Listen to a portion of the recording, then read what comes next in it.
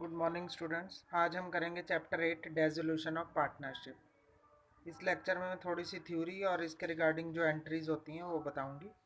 Dissolution of partnership क्या होता है? डेजोल्यूशन का मतलब होता है समाप्ति, कि जब साझेदारी की समाप्ति होती है तब हमने क्या ट्रीटमेंट करनी। तो सबसे पहले देखेंगे meaning of dissolution of partnership firm. Dissolution of firm means business of the firm is discontinued, that is closed, and the firm is wound up, dissolved. As a result, economic relationship among the partners and dissolution समाप्ति होती है।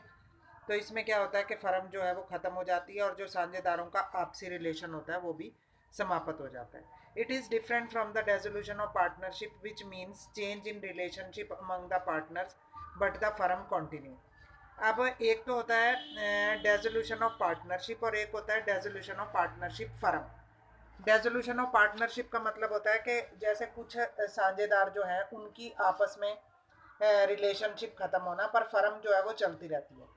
पर जब dissolution of partnership firm होता है तो that means के पूरी फर्म ही खत्म हो जाती है, वो काम करना बंद कर देते हैं। According to section 39 of the Indian partnership act, dissolution of the firm means dissolution of partnership among all the partners in the firm।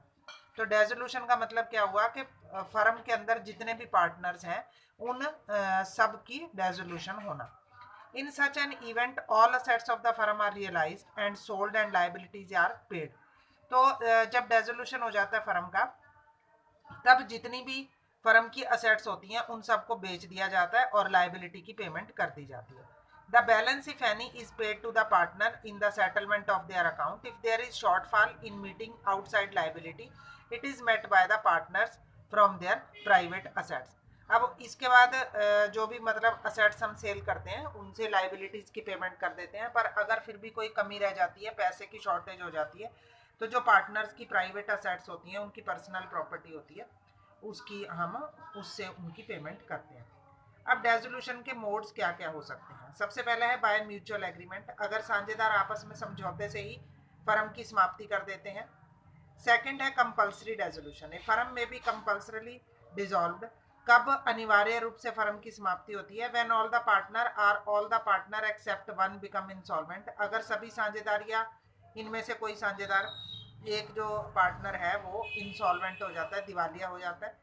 Next है when business of the firm become unlawful, और अगर firm जो business कर रही है वो unlawful हो जाता है, कोई कानून के द्वारा उसको मान्यता नहीं दी जाती। थर्ड है इसका notice, in case partnership is at will the firm may be dissolved by any partner giving notice in return to all the other partners of his intention to dissolve the firm. अब अगर दो तीन partner हैं तो उनमें से एक partner अपनी इंटेंशन दे देता है कि भाई हम फर्म को डिसॉल्व करना चाहते हैं, नोटिस दे देता है, तो भी फर्म समाप्त हो जाती है। नेक्स्ट है on happening of an event, a firm may be dissolved in any of the following event if the partnership deed so provide. अगर पार्टनरशिप डीड में कुछ ऐसी ये जो मैं अभी बता रही हूँ कुछ कंडीशंस लिखी हुई हैं तो भी फर्म डिसॉल्व हो सकती है। फर्स्ट है on expiry of the term for which the firm was constituted, कोई समय अवधि डिसाइड की हुई होती है जिस पे फर्म वो समाप्त हो जाए। On completion of the venture, कोई कार्य के लिए हमने पार्टनरशिप की थी वो काम खत्म हो जाए, किसी पार्टनर की डेथ हो जाए। Adjudication of partners as insolvent, और कोई इंसॉल्वेंसी हो जाए किसी पार्टनर की तो फर्म जो है वो समाप्त हो जाती है। पांचवा पॉइंट है डेजोल्यूशन बाय कोर्ट, कोर्ट में भी pass order for the dissolution of the firm. अब जो न्यायालय है वो भी ऑर्डर पास कर सकता है फर्म के लिए डिसॉल्व करने के लिए। A partner become a person of unsound mind, अगर कोई साझेदार जो है वो अनसाउंड माइंड का हो गया, पागल हो गया है। Partner become permanently incapable of performing his duty, कोई साझेदार ऐसे ही मतलब स्थिति में आ गया कि वो अपनी ड्यूटी परफॉर्म नहीं कर सकता। Partner is found guilty of misconduct which is likely to adversely effect the business, कोई मिसकंडक्ट के लिए, कोई गलत व्यवहार के लिए पार्टनर पकड़ा गया है। Partnership agreement is breached persistently by a partner of partners, कोई मतलब किसी के साथ गलत व्यवहार करते हुए पकड़ा गया है। Court found dissolve of the firm justified, और अगर कोर्ट ऐसा समझ रही है कि भाई जरूरी है फर्म को डिसॉल्व होना, तो ये कुछ ऐसे कारण हैं जिससे न्यायालय के द्वारा भी फर्म डिसॉल्व हो सकती है। तो जैसे मैंने अभी आपको बात की थी कि एक डेसोल्यूशन ऑफ फर्म होता है और एक डेसोल्यूशन ऑफ पार्टनरशिप होता है। तो ये इंपॉर्टेंट है क्वेश्चन कि इसमें डिफरेंस क्या होता है। तो इसके कुछ डिफरेंस दे रखे हैं। सबसे पहले तो मीनिंग का डिफरेंस है। जो डेसोल्यूशन ऑफ फर्म होती है, it means closure of the firm and end of business relationship among all the partner. जब फर्म की समाप्ति होती है तो मतलब कि सभी साझेदारों के आपसी रिलेशन खत्म हो जाते हैं और फर्म की भी समाप्ति हो जाती है। पर जब डेसोल्यूशन ऑफ पार्टनरशिप होती है तो इसमें क्या है, change in business relationship among the partner, the firm continues it's business. Firm चलती रहती है, साझेदारों के आपसी जो संबंध हैं वो चेंज हो जाते हैं। नेक्स्ट है court intervention. It can be either voluntarily by the partner और compulsory by order of court. अगर फर्म की समाप्ति है तो वो या तो साझेदारों की इच्छा से हो सकती है या कोर्ट की मर्जी से हो सकती है। पर जो डेसोल्यूशन ऑफ पार्टनरशिप है ये हमेशा वॉलेंटरली ही होती है, ऐच्छिक होती है। Business continuation, business of the firm comes to an end. अगर फर्म की डेसोल्यूशन होता है तो बिजनेस समाप्त हो जाता है। पर अगर पार्टनरशिप की डेसोल्यूशन होता है तो फर्म जो बिजनेस जो है वो चलता रहता है। क्लोजर ऑफ बुक्स, फर्म की डेसोल्यूशन में किताबें बंद हो जाएंगी, पर पार्टनरशिप की डेसोल्यूशन में किताबें बंद करने की कोई ज़रूरत नहीं है। असेट्स एंड लाइबिलिटी, जब फर्म की डेसोल्यूशन होती है तो असेट्स और लाइबिलिटी को सेल कर दिया जाता है और अगर कोई इनका पेमेंट वगैरह होती है वो पे कर दी जाती है और अगर इनमें से कोई बैलेंस प्रॉफिट या लॉस होता है वो साझेदारों में बांट दिया जाता है। पर जो पार्टनरशिप की डेसोल्यूशन होती है, assets of the firm are revalued and liabilities are reassessed. Revaluation होती है असेट्स और लायबिलिटी की और इसके लिए रियलाइजेशन, ये जो होता है रिवैल्यूएशन अकाउंट तैयार किया जाता है और उसका लाभ हानि बांटा जाता है। Economic relationship, economic relationship between among the partner and, economic relationship जो है वो साझेदारों की समाप्त हो जाती है पर पार्टनरशिप में चलती रहती है। इफेक्ट, डेसोल्यूशन ऑफ फर्म का क्या इफेक्ट होता है, also means dissolution of partnership. Firm अगर समाप्त है तो पार्टनरशिप भी समाप्त है, पर डेसोल्यूशन ऑफ पार्टनरशिप में सिर्फ पार्टनरशिप ही समाप्त होती है, फर्म समाप्त नहीं होती। नेक्स्ट है settlement of accounts. Generally, two issues have to be resolved at the time of dissolution. These are settlement of account और payment of firm debt and private debt. अब दो स्थितियां होती हैं जब हम डेसोल्यूशन कर रहे हैं फर्म का, एक तो अकाउंट्स की सेटलमेंट करना और दूसरा होता है फर्म और प्राइवेट डेब्ट्स की सेटलमेंट करना। तो सबसे पहले इसमें बताया गया settlement of account. Section 48 of Indian partnership act 1932 deals with the settlement of account when firm is dissolve. It is discussed below. पहला है ट्रीटमेंट ऑफ लॉस और दूसरा है एप्लीकेशन ऑफ असेट्स। लॉस में क्या होता है, loss including deficiency of capital is paid first out of profit, then out of capital and lastly if necessary by the partner individually in the ratio in which they share profit. तो अगर firm को loss हो रहा होता है तो उस समय हमने किस तरह से पेमेंट करनी है। सबसे पहले कैपिटल की जो loss include the deficiency of capital is paid first out of profit. सबसे पहले प्रॉफिट में से पेमेंट करनी है, उसके बाद कैपिटल में से और लास्ट में जो पार्टनर्स की पर्सनल प्रॉपर्टी होती है उनकी प्रॉफिट शेयरिंग रेशो में की जाती है। नेक्स्ट है application of assets. Assets of the firm including amount contributed by the partners to make up deficiency of capital are applicable in the following order. In paying firm's debt to the third party.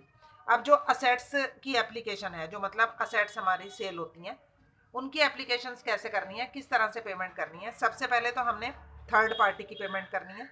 उसके बाद in paying off each partner rateably what is due to him on account of loan और advance. सबसे पहले third party की payment करी, उसके बाद ये देखते हैं कि पार्टनर्स का लोन और एडवांस कितने हैं, उनकी पेमेंट करनी है। In paying to each partner rateably what is due to him on account of capital. उसके बाद पेमेंट करने के बाद ये देखना है कि कैपिटल के रूप में कितना ड्यू है। उसके बाद the residual if any is distributed among the partner in their profit sharing ratio. फिर ये देख लिया जाता है कि कैपिटल के रूप में कितना ड्यू है पार्टनर का, और फिर जो कुछ अगर बच जाता है तो वो प्रॉफिट और लॉस रेशो में साझेदारों में बांट दिया जाता है।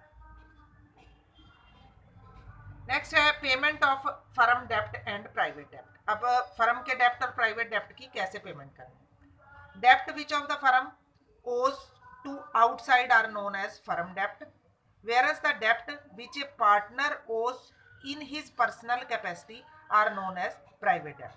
अब फर्म डेप्ट कौन से होते हैं कि जो फर्म ने लोगों से उधार लिया हुआ होता है वो फर्म डेप्ट हो गए, और जो पार्टनर ने अपनी पर्सनल कैपेसिटी के आधार पर लिया होता है वो होता है private dept. Following provisions apply in case of firm dept and partners private dept. First है firm property is applied for payment of firm dept. Firm की प्रॉपर्टी जो है वो अप्लाई करते हैं हम फर्म के डेप्ट पे करने के लिए, और private property of each partner is applied first toward the payment of his private dept and surplus if any is applied toward payment of firm डेप्ट। और जो पार्टनर की प्राइवेट प्रॉपर्टी होती है सबसे पहले उस प्रॉपर्टी में से उसके प्राइवेट डेप्ट पे किए जाते हैं, और उसके बाद अगर कुछ बच जाता है तो फर्म के डेप्ट पे किए जाते हैं। तो इनमें क्या डिफरेंस है इसके बारे में देखेंगे। फर्म डेप्ट एंड प्राइवेट डेप्ट। पहले मीनिंग, फर्म डेप्ट का मतलब होता है जो फर्म ने लोगों से उधार लिया हुआ होता है, और प्राइवेट डेप्ट का मतलब होता है जो पार्टनर ने लोगों से उधार लिया हुआ होता है। Liability, all the partner are liable jointly and severely for the firm debt। सभी साझेदार जिम्मेवार होते हैं फर्म के डेप्ट के लिए, पर प्राइवेट डेप्ट में जो कंसर्न्ड पार्टनर होता है वही लायबल होता है। Applications of firms property, firm property is applied first for the payment of firm डेप्ट, और share of the concerned partner is access of firm property over firm dept can be applied for payment of private डेप्ट। मतलब कि private डेप्ट में जैसा मैंने अभी बताया कि सबसे पहले उसके प्राइवेट डेप्ट पे किए जाएंगे उसकी प्रॉपर्टी में से, उसकी कैपिटल में से, और उसके बाद अगर बचता है तो फर्म के डेप्ट पे होंगे। Application of private property, access of partners private property over his private dept can be applied for payment of firm डेप्ट। कि अगर पार्टनर के प्राइवेट डेप्ट पे करने के बाद कुछ पैसा बच जाता है तो वो फर्म के डेप्ट पे करेगा पार्टनर। और प्राइवेट डेप्ट में क्या होता है, private property is applied first for payment of private dept and then for firm डेप्ट। के प्राइवेट प्रॉपर्टी में जो पार्टनर की पहले उसके डेप्ट हैं वो पे होंगे और उसके बाद फर्म के डेप्ट पे होंगे। नेक्स्ट है accounting on dissolution of partnership firm. We had earlier discussed that when a firm is dissolved, assets are realized। जब फर्म की डिसॉल्व होते हैं तो सबसे पहले हम असेट्स को रियलाइज करते हैं, लाइबिलिटी की पेमेंट करते हैं, और अगर कोई जो बैलेंस होता है वो पार्टनर्स में डिवाइड हो जाता है। In case of deficiency shortfall is met by the partner. अगर कोई डेफिशिएंसी होती है, जो कमी है, वो पार्टनर्स के द्वारा पे की जाती है। It means on dissolution the books of the firm will have to be closed. तो किताबें बंद हो जाती हैं। Dissolution process start by preparing the following accounts. तो कौन कौन से अकाउंट्स बनते हैं डेसोल्यूशन में? पहला है रियलाइजेशन अकाउंट, दूसरा लोन बाय पार्टनर अकाउंट, तीसरा loan by firm to partner account, चौथा पार्टनर कैपिटल अकाउंट, और पांचवा है बैंक या कैश अकाउंट। तो रियलाइजेशन अकाउंट क्या होता है, इसमें कैसे हमने एंट्रीज करनी है, इसके बारे में बताएंगे। Realisation account is prepared on the dissolution of the firm. The purpose of preparing this account is to close the books of accounts of the dissolved firm and to determine gain, profit or loss on the realization of assets and payment of liability. तो realisation account का मुख्य purpose क्या होता है कि इसमें हम assets और लाइबिलिटी को रियलाइजेशन करते हैं। असेट्स की सेल के जो वैल्यू प्राप्त होती है वो लिखते हैं, लाइबिलिटी की पेमेंट से जो जितनी पेमेंट करनी है वो सारा कुछ इसमें लिखा जाता है, और ये फर्म के डेसोल्यूशन पर तैयार किया जाता है। It is prepared by transferring all assets except fictitious assets loan to partner. अब इसमें लिखना क्या क्या है, सभी असेट्स हमने इसमें ट्रांसफर करनी है, सिर्फ जो फिक्टिशियस असेट्स हैं, झूठी संपत्तियां, वो नहीं होंगी। लोन पार्टनर का वो नहीं होगा, कैश बैंक अकाउंट वो ट्रांसफर नहीं होगा। fictitious assets being losses are transferred to the debit side of the capital account of partner। fictitious assets का कोई लॉस होगा तो वो पार्टनर की डेबिट साइड में, उनकी कैपिटल अकाउंट में, उनकी प्रॉफिट शेयरिंग रेशो में ट्रांसफर होगा। सेकंड क्या है, transferring all liability except partners loan and partners capital account. सारी लाइबिलिटीज हमने ट्रांसफर करनी है, उसमें हमने पार्टनर के लोन अकाउंट को और कैपिटल अकाउंट को ट्रांसफर नहीं करना। Amount realised on sale of assets is transfer to the credit of account. अब हमने असेट सारी सेल करनी है, सेल से जो पैसा मिलेगा वो हमने इस अकाउंट के क्रेडिट साइड में लिखना है। लाइबिलिटीज की पेमेंट करनी है, जो पैसा मिलेगा वो हमने डेबिट साइड लिखना है।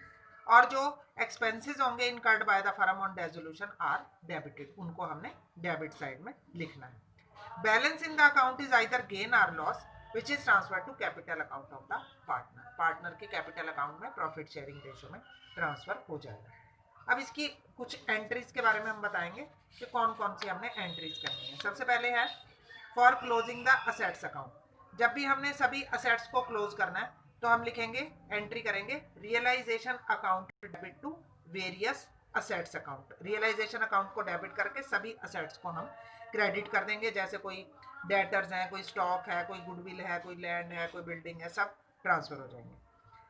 अब इसमें एक पॉइंट है प्रोविजन और reserve against an assets. When an assets is transferred to the realization account, is corresponding provision or reserve existing in the liability side of balance sheet is also transferred to realization account. For example, investment exists in the asset side of balance sheet and investment fluctuation reserve exists in the liability side of the balance sheet. तो entry क्या होगी? अब जैसे किसी के against कोई reserve है तो इन्वेस्टमेंट की तो एंट्री होगी हमारी realisation account debit to investment account, और जो इन्वेस्टमेंट फ्लक्चुएशन फंड है, लाइबिलिटी है उसकी, रिजर्व है, वो होगी investment fluctuation reserve account debit to realisation account. इसी तरह से डेटर से रिलेटेड भी होता है। कोई प्रोविजन दे रखा है तो रियलाइजेशन अकाउंट डेटर्स, तो फुल डेटर्स जो है वो हम डेबिट क्रेडिट साइड ट्रांसफर कर देंगे, पर जो प्रोविजन है वो होगा रियलाइजेशन के डेबिट साइड। नेक्स्ट है इसमें fictitious assets. Balance of fictitious assets such as accumulated losses, deferred revenue expenditure, advertisement, suspense account, ये सारे जो हैं अभी मैंने बताया कि ट्रांसफर नहीं करने हैं रियलाइजेशन अकाउंट में। तो ये कहाँ पर ट्रांसफर होते हैं? पार्टनर्स के कैपिटल अकाउंट में। जैसे एंट्री करेंगे partners capital account debit to profit and loss, debit balance है तो पार्टनर्स कैपिटल अकाउंट डेबिट होंगे to deferred revenue expenditure account. Current account of partner, balance of current account debit और credit of partner are transfer to their capital account. कई बार partners के current account का balance दे रखा होता है तो वो भी उनके कैपिटल अकाउंट में ट्रांसफर हो जाएगा, partners capital account debit to current account. और अगर ये डेबिट बैलेंस है और अगर क्रेडिट है तो partners current account debit to partners capital account. Next है loan to a partner. Balance in the loan to a partner account is transfer to the debit of his capital account. अगर किसी partner का कोई loan है तो वो उसके capital account के डेबिट साइड में ट्रांसफर होगा, partners capital account debit to loan to a partner account. तो ये सब असेट्स के रिगार्डिंग थी। अब है for closing the liability account. जब हमने लाइबिलिटी अकाउंट क्लोज करने हैं तो हम रियलाइजेशन को क्या करेंगे? क्रेडिट करेंगे और ऑल लाइबिलिटीज डेबिट कर देंगे टू रियलाइजेशन अकाउंट। अब इसमें भी कुछ लाइबिलिटीज होती हैं। Liability to outsider means liability which the firm has to pay to outsider such as creditor, BP, bank overdraft, employees provident fund, loan of partner, spouse etcetera. ये सभी हमने liabilities के रियलाइजेशन अकाउंट के debit side में लिख देंगे।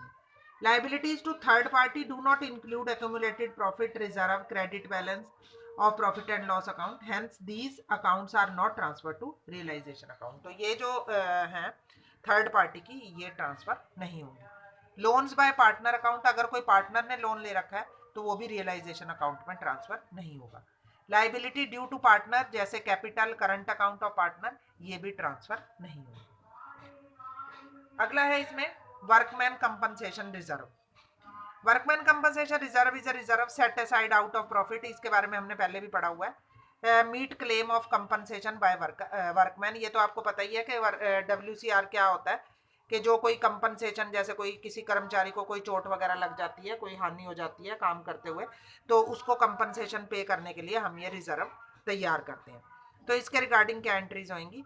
First है liability against workman compensation reserve does not exist or no information is given. वही चीजें हैं जो हमने पहले की हुई हैं, एक बार दोबारा से कर लेते हैं। अगर कोई लाइबिलिटी नहीं है तो सभी का सभी पार्टनर के अकाउंट में ट्रांसफर हो जाएगा credit side, workman compensation reserve account debit to partner capital account. और अगर liability of workman compensation is less than amount of workman compensation reserve तो compensation reserve account debit to realisation to partners capital account. Realisation में आ जाएगा with the amount of liability, जो liability का amount है, और पार्टनर्स कैपिटल में आ जाएगा जो बाकी का बचा हुआ है। नेक्स्ट है liability of workman compensation is equal. अगर दोनों चीजें इक्वल ही हैं तो कुछ बचा ही नहीं है, तो सिंपल एंट्री हो जाएगी workman compensation reserve account debit to realisation account. पर कई बार क्या होता है कि जितना हमारा रिजर्व है उससे ज़्यादा हमारी लाइबिलिटी होती है, तो हम एंट्री कर देते हैं workman compensation reserve account debit to realisation account. Realisation क्या हो गया, लॉस हो जाता है इसमें, तो इस लॉस को आगे फिर पार्टनर्स में डिवाइड कर देते हैं। नेक्स्ट है accounting of unrecorded assets and liability. अब कई बार क्या होता है कि कोई ऐसी असेट्स और लाइबिलिटी होती हैं जो अनरिकॉर्डेड होती हैं, तो हमने क्या करना है, when amount is realised from sale of unrecorded assets, जब उसको सेल करेंगे अनरिकॉर्डेड असेट्स को, तो क्या करेंगे, कैश या बैंक अकाउंट को डेबिट करेंगे और रियलाइजेशन अकाउंट को क्या करेंगे, क्रेडिट करेंगे। और when unrecorded one unrecorded assets is taken by partner, अगर किसी पार्टनर ने ले ली है तो हम पार्टनर के अकाउंट को डेबिट करेंगे और रियलाइजेशन को क्रेडिट करेंगे। इसी तरह से अगर कोई अनरिकॉर्डेड लाइबिलिटी है तो रिवर्स एंट्री हो जाएगी, रियलाइजेशन अकाउंट को डेबिट कर देंगे, कैश बैंक को क्रेडिट कर देंगे। और अगर किसी पार्टनर ने ले ली है तो रियलाइजेशन को डेबिट करके पार्टनर को क्या कर देंगे, क्रेडिट कर देंगे। ये कुछ एंट्रीज भी इसमें बताई हुई हैं, ये भी देख लो एक बार। For realisation of assets, assets की रियलाइजेशन की क्या एंट्री होगी, चाहे वो रिकॉर्डेड है चाहे नहीं है। अगर वो कैश के रूप में सेल की है तो कैश अकाउंट डेबिट होगा टू रियलाइजेशन अकाउंट, और अगर किसी पार्टनर ने ले ली है तो पार्टनर्स का कैपिटल अकाउंट डेबिट होगा टू रियलाइजेशन अकाउंट। और when an assets is given to creditor toward payment, अगर हमने वो असेट्स किसी क्रेडिटर को दे दिया पेमेंट के अंडर, तो कोई एंट्री नहीं होगी। इसी तरह से लाइबिलिटी की सेटलमेंट के लिए, लाइबिलिटी की पेमेंट पर realisation account debit to cash account, और अगर किसी पार्टनर ने लाइबिलिटी ले ली है तो एंट्री होगी realisation account debit to concerned partner capital account. तो इस तरह से मैंने कुछ आज आपको एंट्रीज बता दी हैं। अब नेक्स्ट लेक्चर में मैं आपको रियलाइजेशन एक्सपेंसेस के बारे में बताऊंगी, तो ये आपने अच्छे से ध्यान से पढ़ लेना। Thank you.